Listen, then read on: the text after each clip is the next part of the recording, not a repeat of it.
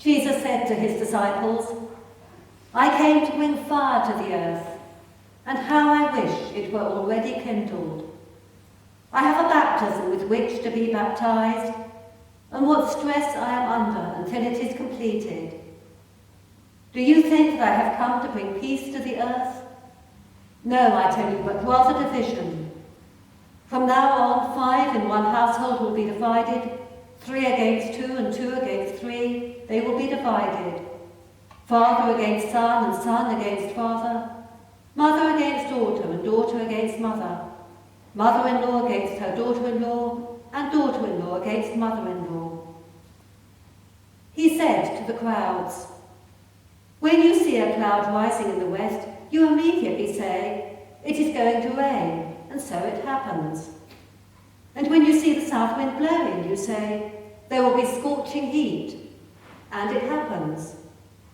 You hypocrites, you know how to interpret the appearance of earth and sky, but why do you not know how to interpret the present time?"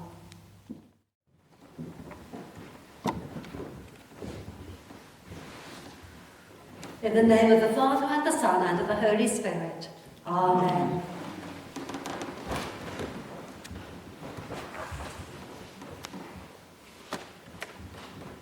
Ever since I remember learning red sky at night, shepherd's delight, red sky in morning, sailors a warning, and that was a long time ago, I've had a passing interest in weather prediction. Not that I can claim any success. When I recently saw about 6 different clouds in the sky at once, I decided that maybe it's not quite as easy as it seems. As I wrote this talk, the atmosphere was really heavy and the sky was heavily overcast. And in my naivety, I thought this might provoke a much welcome thunderstorm to clear the air. Looking at the weather forecast, it was nothing of the sort. We were heading for one of the hottest days of the year, and that happened. The Jews seemed to do better than me. To be fair, it was more simple. When the winds came from the west, they brought the rains from the Mediterranean Sea. When they came from the south, they brought the intense heat from the desert. While they took this easily in their stride, Jesus is saying in our Gospel reading that they were unable to move beyond earthly interpretations about the weather to the spiritual interpretations which he had spent so much time teaching them about. Jesus so wanted them to understand about his own self-giving of his life for the salvation of all who believe in him. He refers to fire, which Jews saw as a symbol of judgment. But they couldn't get beyond seeing themselves as free of judgment simply due to their heritage as being Jews. And Jesus was doing all that he could through his teaching to get them past this block in their thinking, and they simply couldn't see it. He also refers to baptism, which in Greek means to dip, and is understood in many ways as being submerged. And baptism was originally by full immersion in water in the river.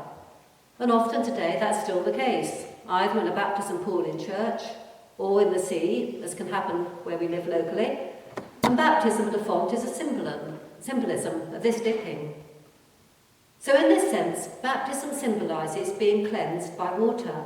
In taking on the sins of the world, Jesus would cleanse us from our sins by descending into hell and rising again on the 3rd day, as we proclaim in our creed.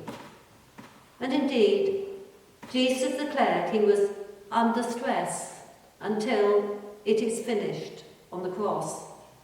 And his final words fulfill this when he says on the cross, "It is completed."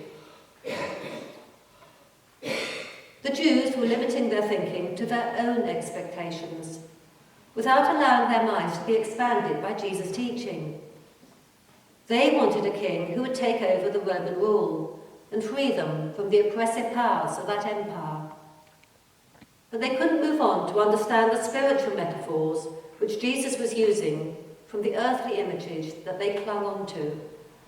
Their minds were closed to his words.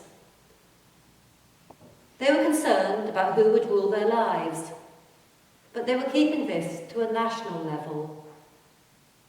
But what about us? When we think about who we obey, how do we see this in our spiritual lives?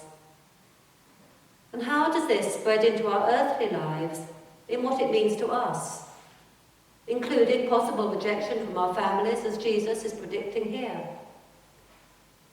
Even if we've not experienced this ourselves, certainly if we extend the word family further, many of us will be able to identify with rejection from colleagues and friends, along with much of the society which expects us to conform to non-Christian practices and behaviour. How fully do we pick up from Jesus' teaching the full significance of his message of salvation for our spiritual lives in the here and now and in eternity? In what the ways that we change our living to focus on God, to love him first and foremost in our lives and our neighbours as ourselves. And what does that mean for each of us personally? Everyone's answer to this will be different, depending on our own circumstances. There is no right answer. It's a question for each of us to ponder individually and to challenge ourselves on what godly living means for each one of us. And this will change and evolve throughout our lives. The foundations, though, are the same. Love God and love our neighbour, with daily thankfulness to Jesus for giving his life for us and his free giving of salvation to all who believe, and how we respond in giving our lives to him. Amen.